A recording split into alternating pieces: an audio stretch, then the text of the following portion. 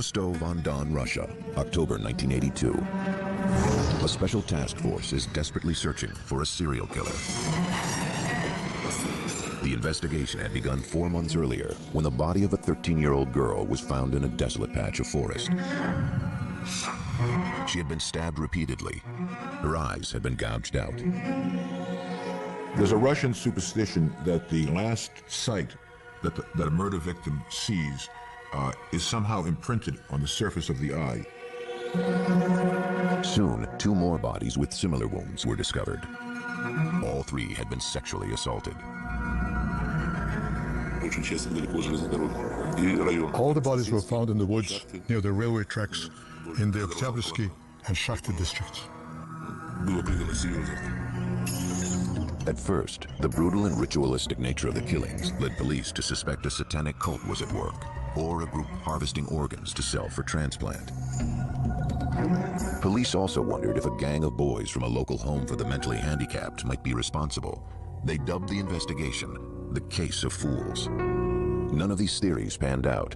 In the Soviet era, local investigators were not prepared to understand the brutal nature of the killings. They had not dealt with anyone of his caliber before. They were reluctant to admit that things like this would occur in a communist state. The best they could do was gather bits of evidence. We got down to serious work, first of all, with the identification of the bodies and then forensic tests of the remains. Despite these efforts, the body count rose.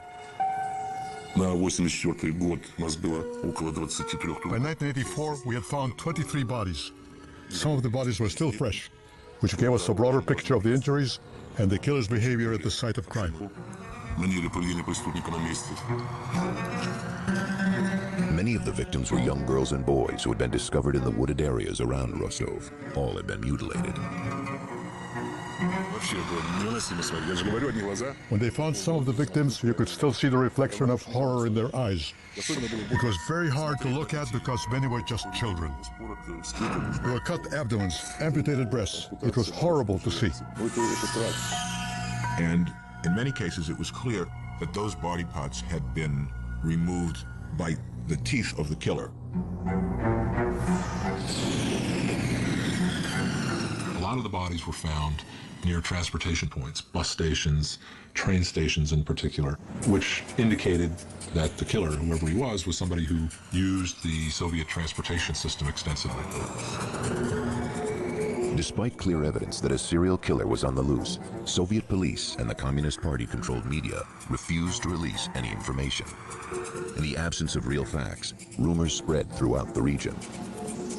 There were rumors of people with state black limousines, scarfing up children in the countryside. But in the absence of any real media, these children disappeared and nobody knew that they had gone. With no solid suspects, Rostov police began a wide-ranging manhunt, arresting nearly anyone who looked even vaguely suspicious. They had a lot of manpower, and they deployed dozens and dozens of detectives trying to come up with suspects. But for 8 years, the killer remained at large. Initially, his victims tended to come more from the ranks of what they called women with disorderly sex lives. As time went on, he started to take more and more boys, innocent children, whoever he could lure and kill. He chose children whose physical stature made it easy for them to be manipulated. He chose prostitutes who were willing to go with a stranger. Police focused their efforts on transportation hubs. They put very high-profile police officers, uniforms, etc., in all but a few train stations or bus stations. All the large stations were patrolled by policemen in uniform. We were trying to play on the criminal's emotions and drive him into an isolated location. Undercover officers were used to keep these remote locations under surveillance. In early November, the strategy paid off. A plainclothes detective at an isolated train station spotted a man emerging from the woods. The officer noticed a smear of blood on his cheek and what appeared to be a severe cut on his finger. According to the policeman who was watching him, the suspect washed his shoes and cleaned his coat. The policeman in civilian clothes asked him to show his papers.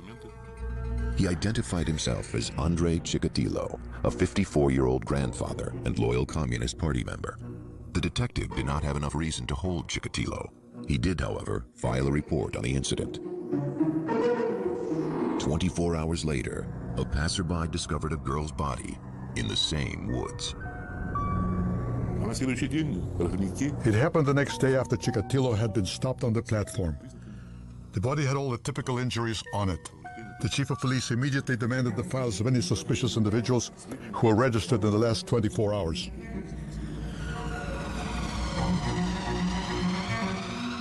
On November 20th, 1990, Andrei Chikatilo was apprehended in a Rostov marketplace. Investigators captured the arrest on video. He had come out of the pub with a bottle of beer and tried to make contact with a young boy. We suspected that he might try to lure the boy away. And at that point, Chikatilo was arrested.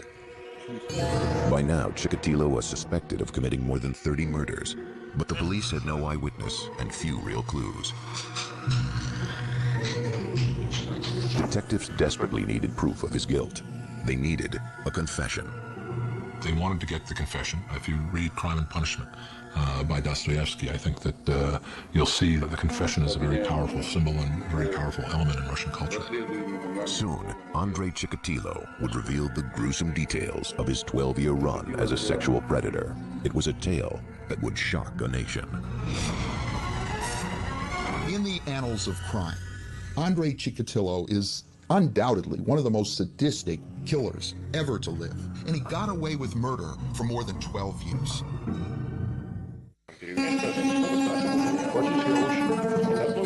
November 1990. Police in Rostov-on-Don, Russia, were interrogating suspected serial killer Andrei Chikatilo. For 12 years, a sadistic killer had raped and murdered dozens of women and children. Authorities believed Chikatilo was the culprit. But so far, the father of two had admitted nothing. By law, authorities had 10 days to link him to the murders. Otherwise, Chikatilo would go free. On the 9th day, we invited the psychiatrist Bukhanovsky to talk to Chikatilo one-on-one. He spent the whole day with Chikatilo from early morning till very late at night. The techniques used by psychiatrist Alexander Bukhanovsky were much different than the intense police interrogation. I explained I wasn't his enemy, although not a defender either. In the medical language, there are no words like guilty and wrong. I wasn't his judge, but just a doctor. Chikatilo opened up to Bukhanovsky. After several hours of conversation, he began to confess his crimes. He probably, in some respects, wanted to be caught. I can't imagine somebody doing that for all those many years and not realizing that he was living in a hell of his own creation and wanting to be out of it.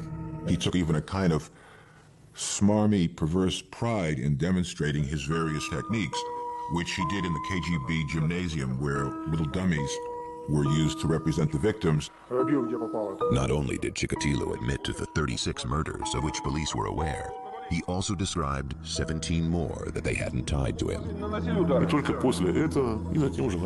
From then we began to collect evidence to prove his connection to the other murders.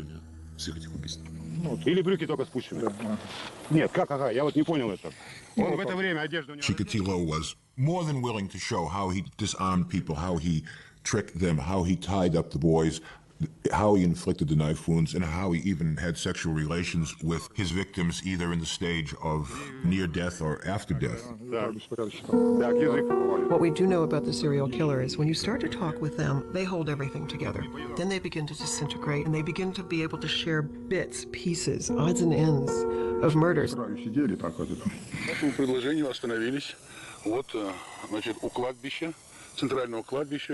the evening of December 7th, 1990, police drove Chikatilo to the local village of Shakhty. Again, one of the officers had a video camera.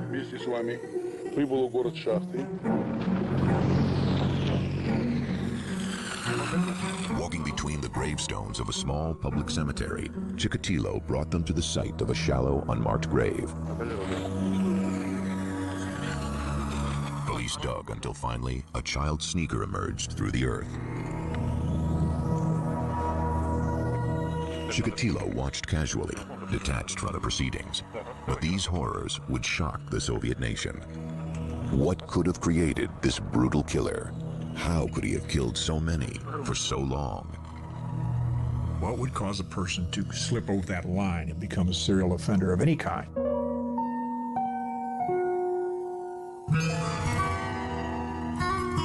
Andrei Romanovich Chikatilo had started life in a world of violence and human degradation.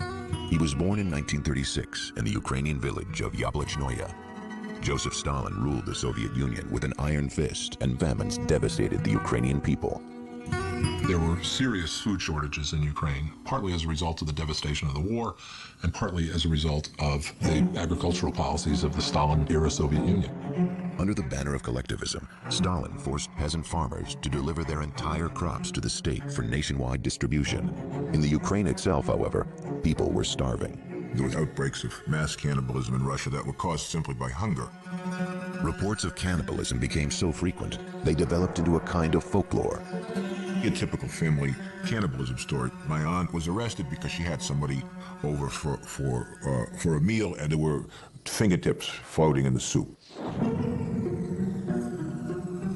As a young boy, Andrei's own mother told him such a grim tale about a horrific event that had supposedly happened just before he was born. His mother used to tell him stories that his older brother was cannibalized because of the famine that was taking place. She constantly used it as a warning: don't go out and play after it's dark. They'll grab you and eat you just like they did to your brother Stepan. Her claim that his brother had been cannibalized was impossible to confirm, but psychiatrists speculate that Chikatilo himself might have been traumatized by another crime, an assault on his mother.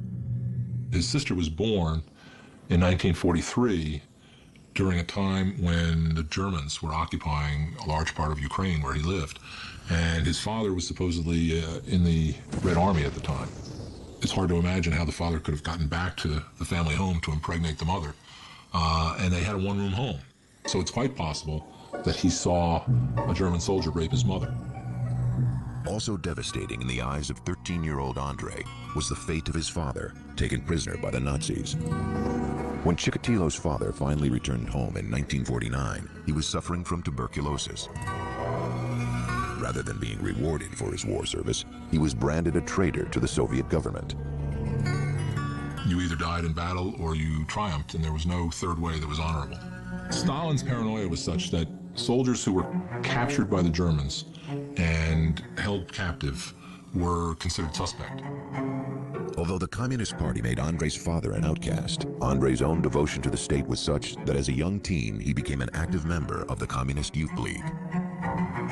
Chikatilo was very genuine in his belief, in his professed public belief in communism. But with the onset of puberty, young Andrei realized that he was not like the other boys in the Youth League. He never fit in very well, and he felt embarrassed and humiliated generally about his lack of sexual prowess. His social circle consisted of much younger children, with whom he felt comfortable because they understood him, or elderly people who liked him because he was always a good boy. As a teenager, Andrei was attracted to young girls, but he was humiliated when he found himself unable to perform sexually. At that point, he was probably as attractive a man as he was ever going to be, and started having courtship with a girl in the village.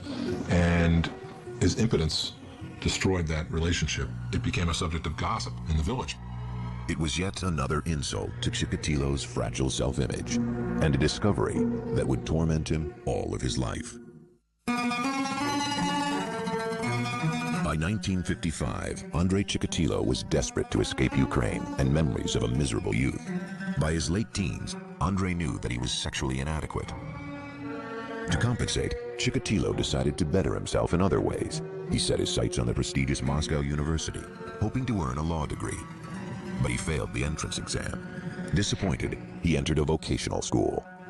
He wanted to believe in himself as a person who had studied hard, which he in fact had, and gotten a university degree. Not an insignificant accomplishment given his origins. That was another layer of acceptability, if you will, another layer to cover up what really existed with Chikatilo. In 1963, at the urging of his younger sister, the 28-year-old Chikatilo married. He was living with his sister, and she had a spinster friend, and the two of them were put together, and having no better prospects, they married. His new wife, Feodosia, was a 24-year-old daughter of a coal miner. At last he had found a person in life with whom he could communicate and relate and have something approaching normal emotional closeness. He never was capable of normal sexual relations with her, but there was, through a kind of masturbation and insemination process, an effort made to conceive children. In 1965, they were successful. The birth of their daughter Luda was followed by a son, Yura, 4 years later. Chikatilo found work as a communications technician. Throughout this time, he continued his studies, working towards degrees in Marxist-Leninism, engineering, and Russian literature. The family had a balconied second-floor flat in a nondescript block. By Russian standards, it was a pleasant life. Outwardly, Andrei was a good husband and father. Feodosia had little reason to complain. She might have felt, well, he's a party member, he brings home his salary, he's not drunk, and he doesn't beat me. Those last two things would set him apart in a favorable way from a lot of men in the Soviet Union. His marriage, his children, his membership in the Communist Party. That's what everyone saw, but that wasn't his true personality. Chikatilo had erected a modest and respectable facade for the world to see. Inside, however, he was desperately frustrated. Certainly the fact that he was fundamentally impotent enraged him greatly because he felt that in some ways he was a superior person, having gotten 3 university degrees. I think he felt throughout his life that that impotence was probably the most fundamental adjective you could use to describe him. In 1970, Chikatilo accepted a job in a secondary school. As a teacher, the 34-year-old hoped to find acceptance and respect, and yet instead he found constant humiliation. His students didn't take him seriously. They refused to behave and smoked right in front of him in the classroom. He was altogether not the kind of person that would hold the attention of a class of children, and they mocked him. He was nicknamed the Goose by his students, and goose in Russian is kind of like jerk in English. It's someone who inspires zero respect. Worse, Chikatilo found himself enraged by the sight of young people around him falling in love and, in his mind, engaging in sexual activity. One thing that he wanted to change about himself and couldn't change was his sexual impotence. He felt the world had somehow inflicted a tremendous injustice on him. Any lowlife could enjoy the pleasures of sexuality, the joys of love, but he, Chikatilo, the educated, the brilliant, the special, the genius, could not, and that was a source of his fundamental rage. In the early 1970s, Chikatilo responded to his anger and frustration by secretly molesting students, both male and female. He felt so profoundly rejected by adults, he was unable to have sexual relationships with consenting adults, so he instead went to vulnerable children. In 1974, he was fired when allegations of his sexual misconduct with students became known. Rather than take the responsibility for exposing him, the director of the school simply got rid of him. And it was typical of what might happen in a Soviet society, and probably would happen in any society. Because the incidents were kept quiet, Chikatilo could simply relocate. He moved his family to the nearby town of Shakhty. There he found a new position, teaching at vocational school number 33. Chikatilo's wife knew that he had little problems. He was involved with bothering the children at school, but they had put that behind them, and she had forgiven her husband. But unknown to his wife and family, Andrei Chikatilo was constructing another life. He bought a second secret house for himself. It was a dilapidated 3-room shack on a quiet backstreet called McVeigh Lane. And it was the perfect setting for murder.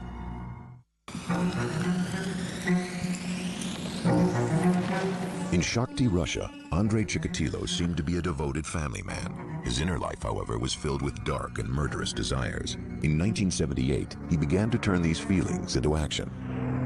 First, he acquired a small shack in a rundown neighborhood. In December, he took a 9-year-old girl there. Her name was Yelena Zakotnova. Her friends called her Lena. He'd met her at a bus stop and offered her something Soviet children rarely enjoyed: bubblegum. She agreed to follow him to the house. He encountered this girl and first discovered with her that violence on the body of a girl was something that would get him excited. As he began to molest her, he grew increasingly excited and wanted more direct sexual contact with her. He was unable to perform sexually, so he used a knife instead. It was the moment when he discovered that murder was his passion. After that, he knew himself in a new way. Afterward, he carried Lena to the nearby Grushevka River.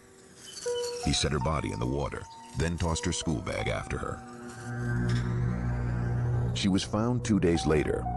Although policemen investigating the case came across some bloodstains near Andrei Chikatilo's secret house, he was not considered the prime suspect.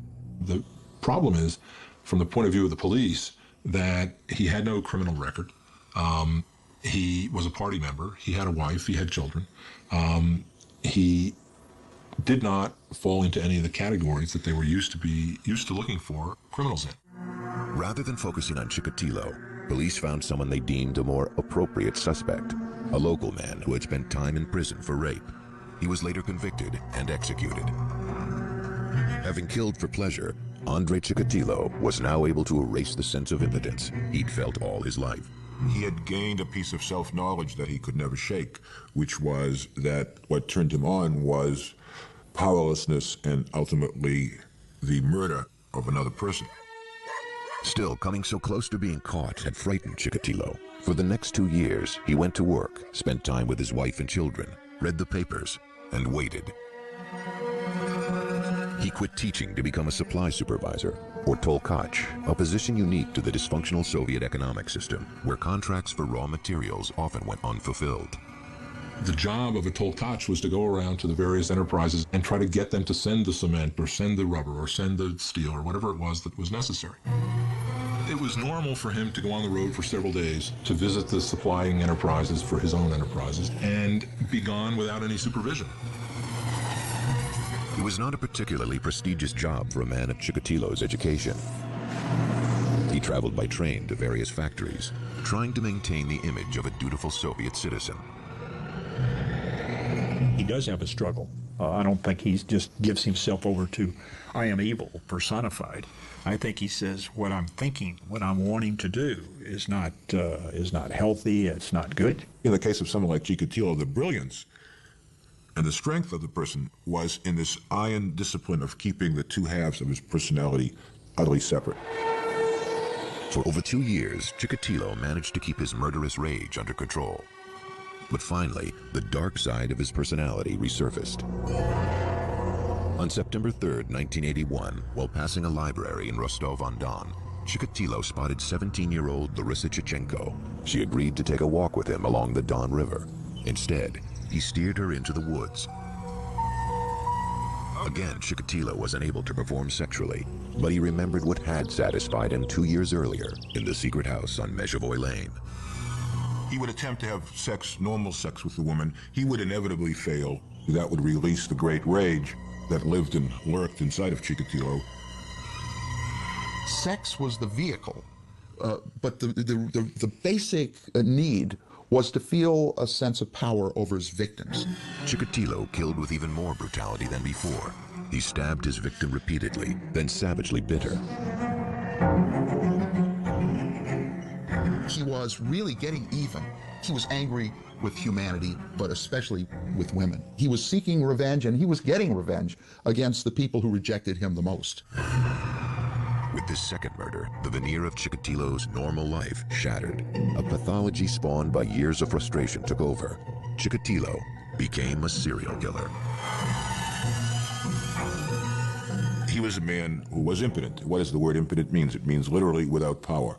So in every case, whether he was dealing with the young boys, the young girls, or the young women, it was essential for Chikatilo to establish physical dominance and control over the victim. Gratification has been mixed up with anger and hostility, and one complements the other to the degree that you can't even separate them. He became intensely excited and even would spontaneously ejaculate during that mutilation that had taken place. Then he cut off pieces of his victims' bodies. Chikatilo admitted making the incisions, admitted removing the uterus, but would never quite cop to the fact that he ate the uterus. He said, I like to nibble on it, They were so pink and springy, those were the words he used. What had started as a quest for sexual satisfaction had now become a murder spree, the worst in Russian history. 1984, Rostov-on-Don, Russia. Andrei Chikatilo had now murdered 23 people. Faced with these brutal killings, police began to question anyone who looked suspicious.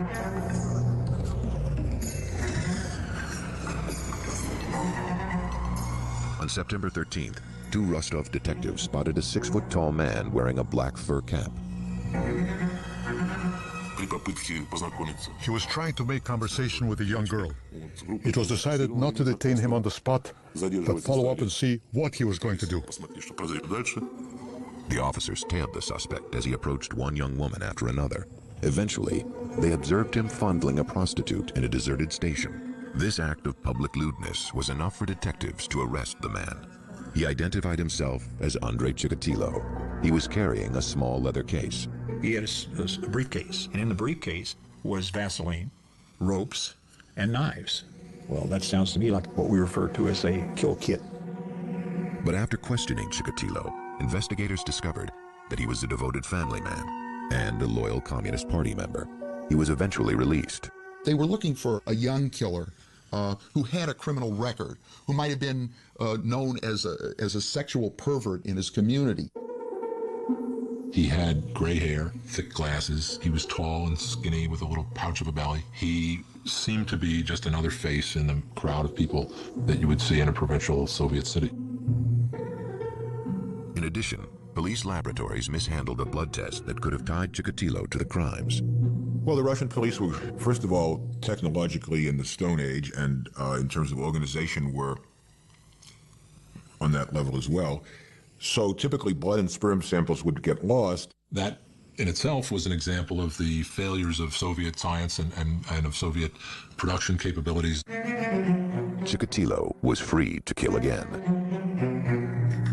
Police were desperate to stop the attacks, so they decided to try an American criminological technique, psychological profiling.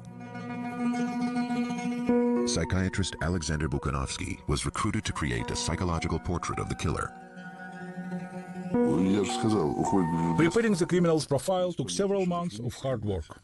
I had access to top secret materials that have never been published.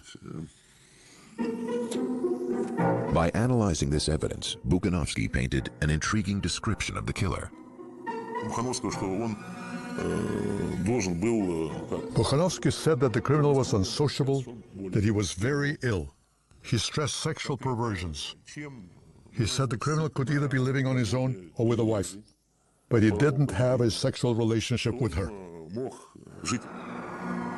Yet it would take police another 6 years to capture Chikatilo.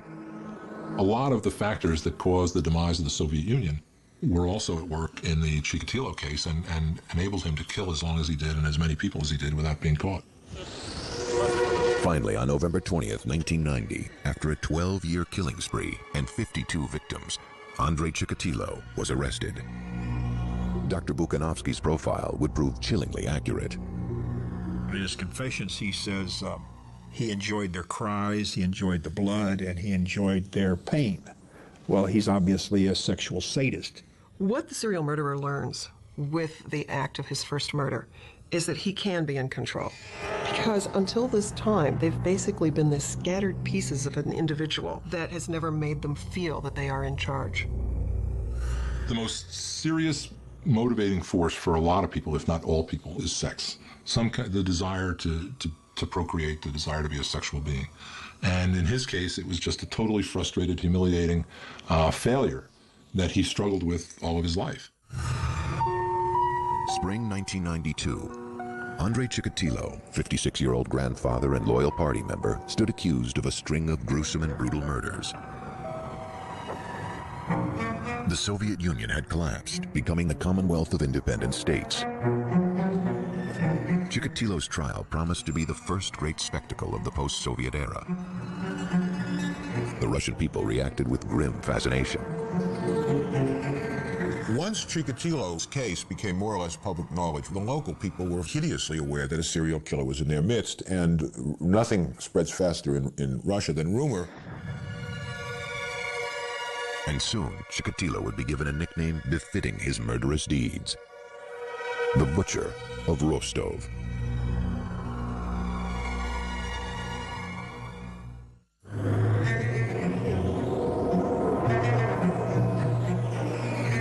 On the morning of April 14, 1992, in the Russian city of Rostov-on-Don, citizens flooded the steps of the House of Justice, anxious for a glimpse of the accused killer, Andrei Chikatilo. For months, newspaper headlines had branded him the Red Ripper, or the Butcher of Rostov. Chikatilo was dressed in a souvenir Olympic sports shirt provided by the court. His head had been shaved, a standard procedure to guard against lice. As proceedings began, the setting resembled a circus more than a murder trial. He was in a large iron cage in the courtroom. The cage was to protect him from the rage of the parents of the victims. He was never able to sit at a table and converse with his lawyer the way a Western defendant would have been. It was a bizarre scene. In the public seating, you had a number of family members of victims who were quite vehement in their desire to see him executed. And if they had had the option of seeing him executed by having wolves tear him apart, they would have voted for that. The victim's parents' reaction was understandably strong. When he was put in his cage, people rushed towards it and shouted, "Give him to us." But how else would you expect the parents who lost their children to behave? On the opposite end of the courtroom, Justice Leonid Akopjanov presided, flanked by ordinary citizens, the Russian equivalent of the Western jury. The judge read the list of charges. The volume of evidence filled 222 casebooks. The story they told was grim and horrifying in its details. The victims' ages varied from 9 years old to 45. They were both male and female. The ultimate point of the sexual act is to create life. Chikatilo's idea was that it should climax in death, so he was Mr. Anti-Sex, Mr. Anti-Life.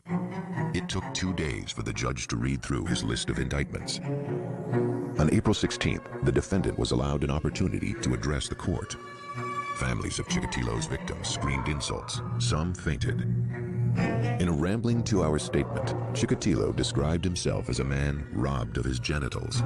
Born impotent, Chikatilo claimed to be cursed by a lifetime of sexual frustration that had eventually driven him to murder. He asserted that he had never planned to kill, but that he had been seized with shaking and shivering and had lost control. He seemed at various times intent on proving that he was crazy. At some points that I witnessed, he jumped up and started shouting at the judge and then dropped his pants and exposed himself. At other times, he started cursing and screaming and so forth. Most observers believed Chikatilo's behavior in the courtroom was an act, an effort to gain sympathy. If found criminally insane, Chikatilo could be placed in a psychiatric hospital. If judged sane, however, he faced execution. In Russia, that meant a single bullet to the back of the head. The definition of sanity and insanity from the legal point of view, which is an international definition and was used in the Soviet Union, was, can the person in question tell the difference between right and wrong? The trial would continue for 6 months. Throughout, Chikatilo presented himself as a wretched victim of nature's indifference and a gruesome metaphor for Russia's 70-year failed social experiment.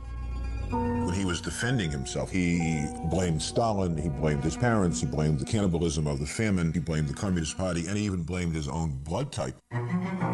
Prosecutors would argue that Andrei Chikatilo was in fact the most calculating, diabolical killer of all time. His crimes were sickening, but I don't think he was sick in the psychiatric or legal sense. Certainly not insane. He was more bad than he was mad, and he was certainly very crafty, but he wasn't crazy.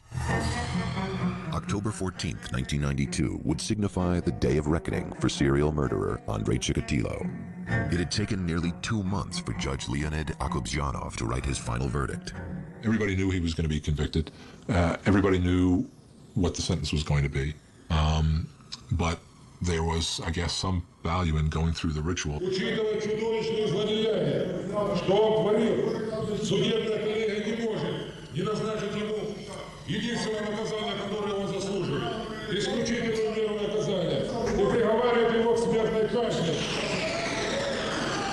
After a 12-year murder spree, final justice came swiftly.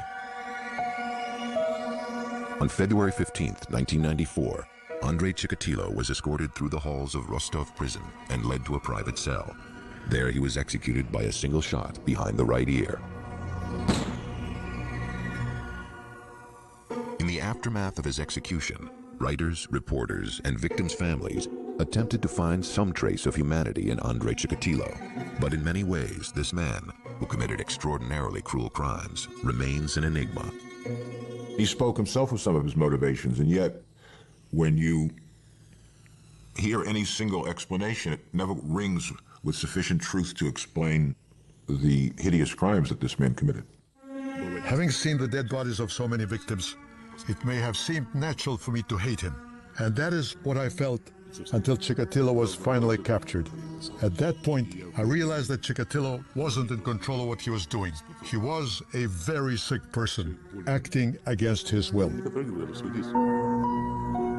Whether you believe that he was the victim of the circumstances under which he was born, or whether you believe he was an evil person who used free will to do what he did and wanted to kill, that evil that grew in him is not something that's alien to all of us. Perhaps the final judgment on the life of Andrei Chikatilo was written by the killer himself, an expression of guilt and self-loathing that at the same time hints at his gruesome, violent nature. And now my brain should be taken apart, piece by piece, and examined, so there wouldn't be any others like me.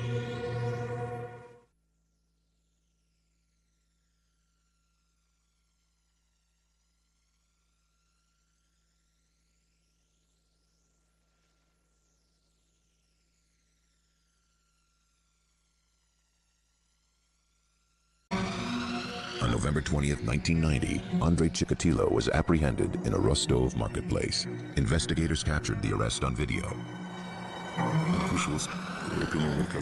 He had come out of the pub with a bottle of beer and tried to make contact with a young boy. We suspected that he might try to lure the boy away. And at that point, Chikatilo was arrested. By now, Chikatilo was suspected of committing more than 30 murders, but the police had no eyewitness and few real clues. Detectives desperately needed proof of his guilt. They needed a confession. They wanted to get the confession. If you read Crime and Punishment by Dostoevsky, I think that you'll see that the confession is a very powerful symbol and very powerful element in Russian culture. Soon, Andrei Chikatilo would reveal the gruesome details of his 12-year run as a sexual predator. It was a tale that would shock a nation. In the annals of crime, Andrei Chikatilo is undoubtedly one of the most sadistic killers ever to live, and he got away with murder for more than 12 years.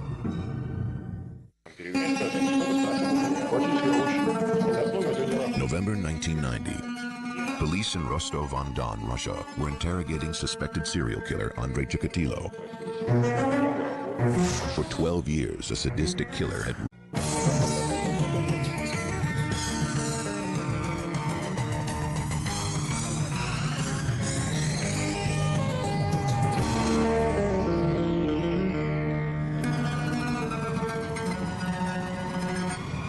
Rostov-on-Don, Russia, October 1982. A special task force is desperately searching for a serial killer. The investigation had begun 4 months earlier when the body of a 13-year-old girl was found in a desolate patch of forest. She had been stabbed repeatedly. Her eyes had been gouged out.